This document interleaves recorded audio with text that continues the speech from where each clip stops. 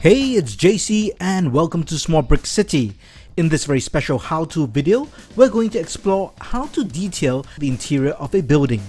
If you are building a LEGO city, I'm sure a lot of care and effort is dedicated to the layout and the exterior builds.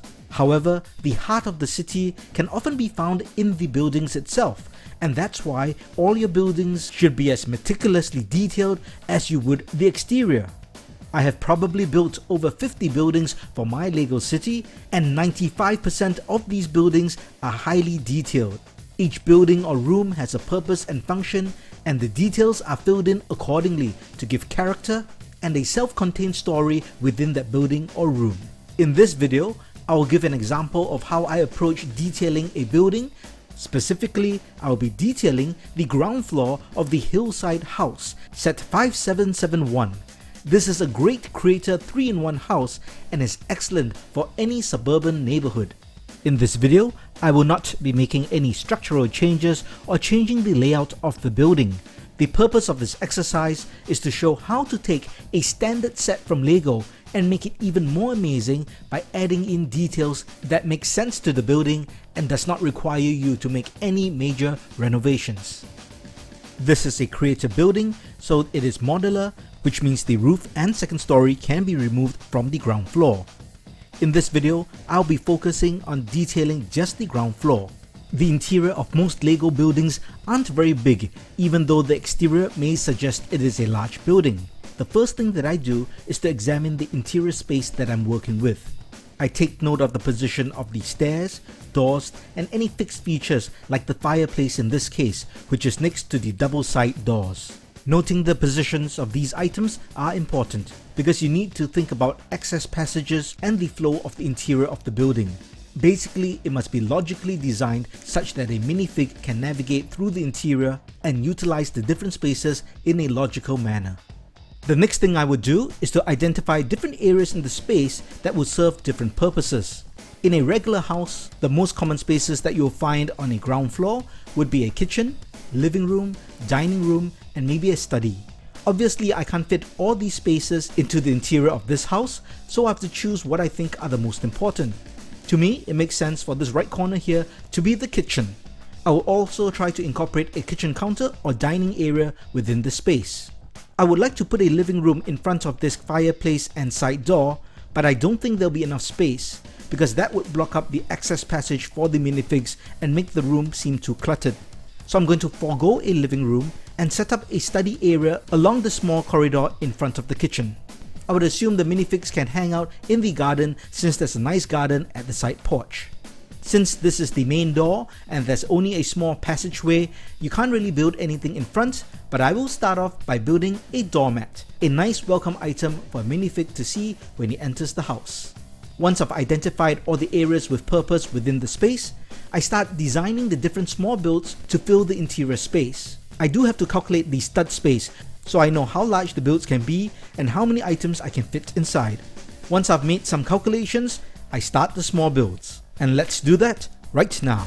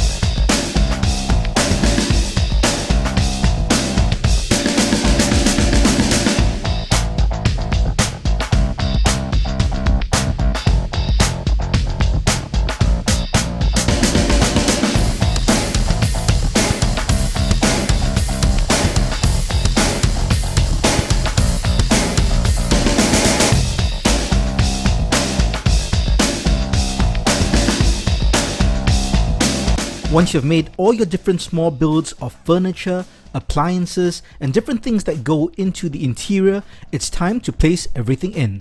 In my opinion, the best way to get ideas on how to build the interior of a LEGO building is not to look at other LEGO buildings, but to look at real life. Check online or social media platforms like Instagram and Pinterest and look for ideas for designing the interior for small apartments. I find those give the best ideas in building LEGO interiors. But of course, it's also important to check out other LEGO MOCs to see how to replicate these builds with LEGO parts. After adding in the furniture, the next step is to add tiling to the floor. I will start off with the staircase and use grey tiles to cover the steps and the landing. If you want your minifigs to stand on some of the steps, you can change some of the tiles to jumper plates. This gives a nice clean finish to the stairs. The next step is to add tiling to the entire floor, and I'm going to use a combination of white and brown tiles for this house. I'm going with an alternating white and brown design to give contrast and a more interesting look. First, I place all the 2x2 tiles on the floor, covering what I can for the main surface of the floor. I left that gap under the table because that is for the chair. Subsequently, I'll fill in the remaining spaces with 1x2 tiles or 1x something tiles, and I ensure I keep to the same color scheme and design. You might need to remove some furniture as you are doing the tiling, but that is fine.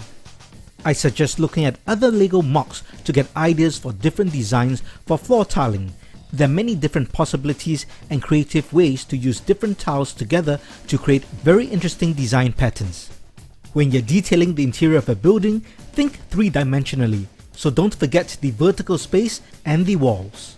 Look around and see if there are any blank walls that look very sparse. If so, that's where you can put some detail. You will need to switch out bricks to put in modified bricks with studs on the side so that you can put decorated tiles on the walls. For this house, I chose to hang a painting and a clock that faces the kitchen and just above the study area.